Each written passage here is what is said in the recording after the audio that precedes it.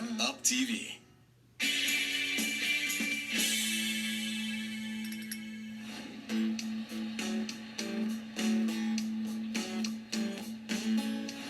Both Mum and Dad have got their own parenting issues, but it's compounded when they don't work together. All right. So what I'm going to do is to take them both out of their comfort zone and teach them individually, and then I'm going to bring them both back together. So, discipline is one warning. The first thing I want to tackle is Mum and discipline. Out with the old and in with the new technique.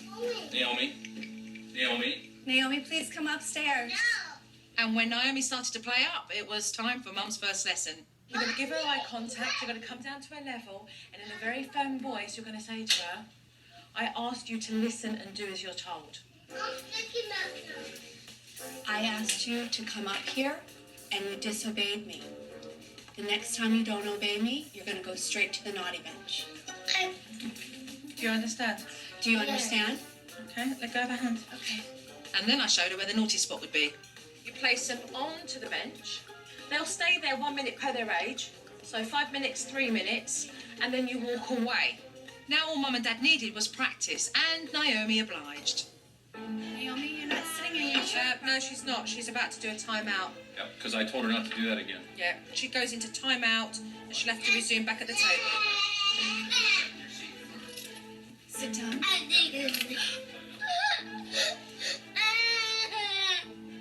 Sit down, explain. You're in timeout, Naomi, because Mum, where's your voice? Where's that voice? We asked you to sit at the table.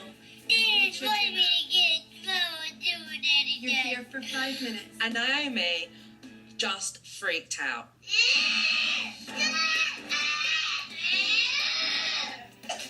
When Naomi was on the naughty bench and she was just screaming and throwing such a fit, I wasn't surprised by it, but at the same time, I was just humiliated that I have been such a large contributor to this very behavior.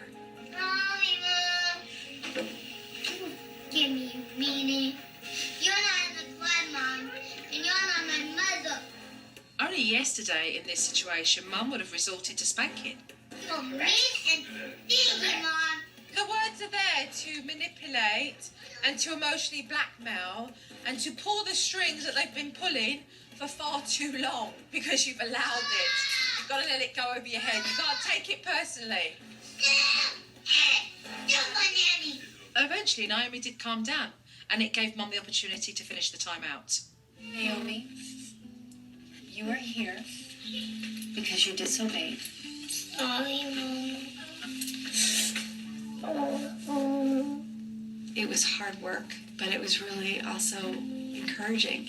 It felt empowering to finally do it in a way that was really going to make a difference. Now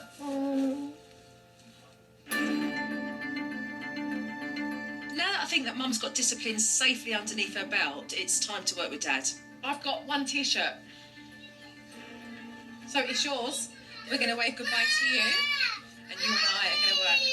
Dad really needs to learn how to manage all 4 kids by himself, and in order to do that, Mum's got to go away. And he's going to learn to be more capable and confident in looking after his children. Who wants to go to the park and play? That's what I've had the most anxiety about doing. Wait. Everybody wait. Madeline's shoe. Okay, you two wait right here.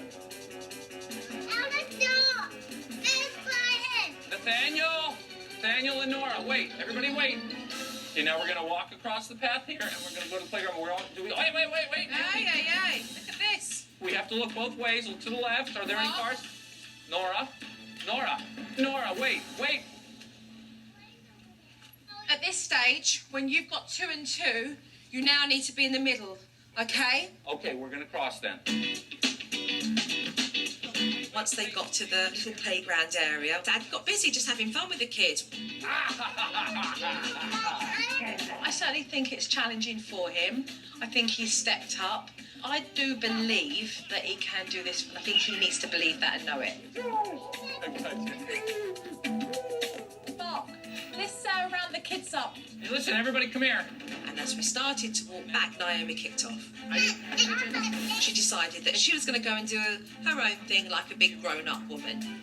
And Dad started to walk off. Mark, right from here, because you have free here, I want you to turn around in a very firm voice and say to Naomi, you need to come here right now, Naomi, because if you do not listen to Daddy, you are going to be in trouble later. Do you understand? Okay.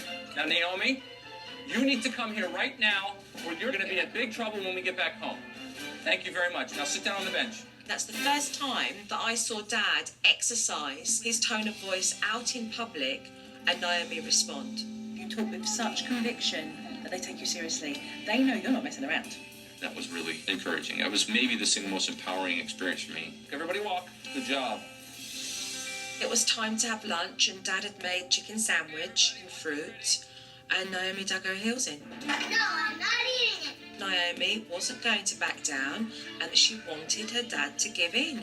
And you just really can't. So it really was a case of pushing through this with Dad and having him in a place where he just felt strong enough to be able to continue with Naomi throughout all her temper tantrums.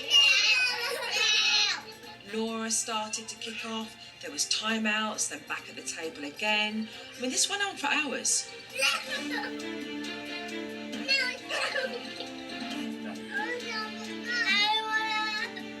I don't have enough fingers and toes to count the number of timeouts that I did today.